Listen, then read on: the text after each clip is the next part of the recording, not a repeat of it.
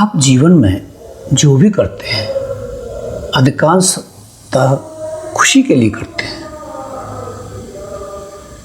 अपनी ज़िंदगी में अब तक आपने जो किया है उन सब का एक ही उद्देश्य रहा है, किसी प्रकार से वह कार्य करके खुशी प्राप्त करना, सुख का अनुभव करना।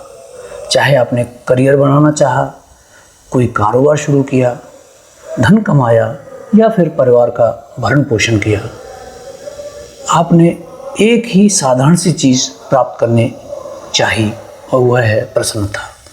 पर इस दौरान कहीं ना कहीं आपका जीवन जटिल हो गया। अगर आप इस धरती पर किसी दूसरे जीव के रूप में पैदा हुए होते तो सब कुछ बहुत आसान हुआ होता। आपकी ज़रूरतें सिर्फ शारीरिक होती हैं। जिस दिन पेट भर खाना मिल जाता वह दिन शानदार हो जाता। अपने कुत्ते या बिल्ली पर गौर कीजिए, जैसे ही उनका पेट भर जाता है वे शांत हो जाते हैं। लेकिन जब आप एक इंसान के रूप में इस दुनिया में आते हैं तो स्थितियां बदल जाती हैं। खाली पेट की सिर्फ एक समस्या है, लेकिन जब पेट भरा हो तो सैकड़ों समस्या है। जब उत्तरजीविता यानी सर्वाइवल का सवाल आता है तो यह हमारे जीवन का सबसे बड़ा मुद्दा बन जाता है। लेकिन जैसे ही इसका मसला हल हो जाता है तो इसका कोई भी मतलब नहीं रह जाता। एक इंसान का जीवन गुजर बसर पर ही खत्म नहीं होता, बल्कि उत्तरजीविता के साथ उसकी ज़िंदगी की शुरुआत होती है। आज की पीढ़ी के लिए उत्तरजीविता की प्रक्रिया पिछले किसी भी समय से अधिक व्यवस्थित है। आप एक सुपरमार्केट में जाकर साल भर के लिए अपनी ज़रूरत की सारी चीज़ें खरीद सकते हैं। आप घर से निकले बगैर भी यह काम कर सकते हैं। मानव इतिहास में ऐसा इससे पहले कभी संभव नहीं था। 100 साल पहले जो चीज़ें राजा महाराजाओं को भी मयस्सर नहीं थीं, आज आम आदमी की पहुंच में है। हम इस धरती पर रहने वाली अब तक की सबसे सुविधा प्राप्त पीढ़ी है, मगर दुखद कि हम निश्चित रूप से सबसे अधिक आनंदित या सबसे ज़्यादा प्रेमपूर्ण या सबसे ज़्यादा शांतिपूर्ण पीढ़ी नहीं है। ऐसा क्यों है?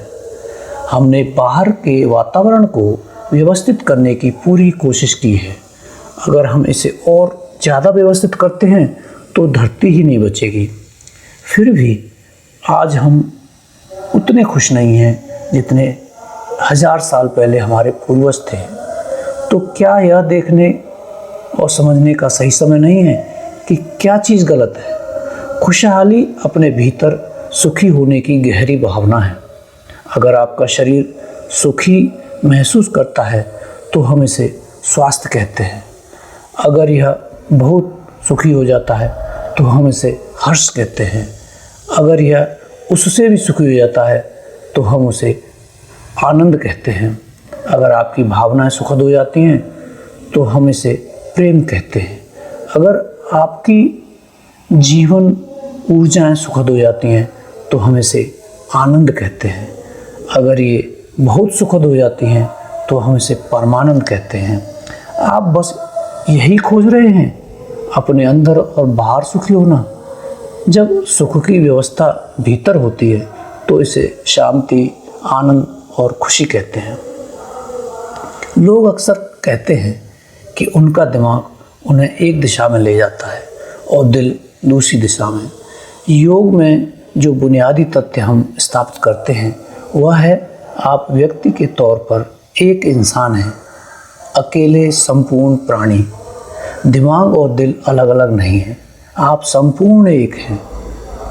जब आपके आसपास का माहौल सुखद हो जाता है तो इसे सफलता का नाम दिया जाता है।